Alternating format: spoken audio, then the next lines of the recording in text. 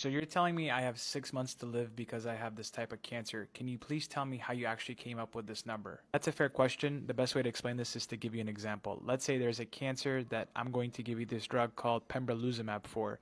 And the reason I'm giving you this drug is because there was a trial that was done with 100 patients who have the same cancer that you have, and about 50% of them passed at 2 years. So when I tell you, hey, you likely have about 2 years to live, that's because I'm looking at the median overall survival from that trial and telling you if you were to fit in that trial and if you were just a median value, that's likely where the number would be at 2 years. Is it really fair for you to judge how long I have to live based on 100 patients in one trial? And you've identified the first problem that we have with trials in the cancer world is that not many people have cancer, so you don't have as many people in your sample size. So sometimes the data can be a little skewed, but more or less, it does the job. It does roughly estimate how long most people do survive. Also, I'm much younger, and it seems like most of the people that were in this trial were in their 60s. How can you extrapolate the data from them to me? Don't you think that I would fare better because I'm younger and healthier in general? Exactly. Now you're starting to understand that the data cannot be perfectly fitted for every single patient, because not only is your age different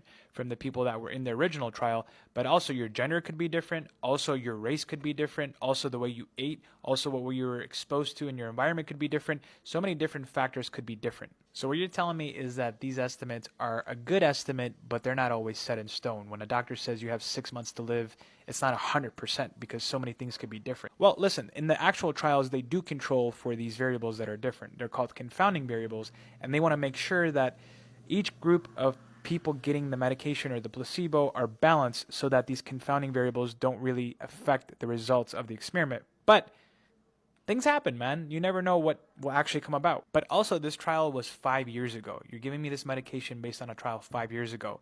Don't you think these results have updated? And that's another problem that happens in these trials, is that they'll show you the median overall survival of just that drug. But in the real world, once you fail one drug, you just move on to the next drug. So there could very well be a benefit of that second drug that original trial is not showing you.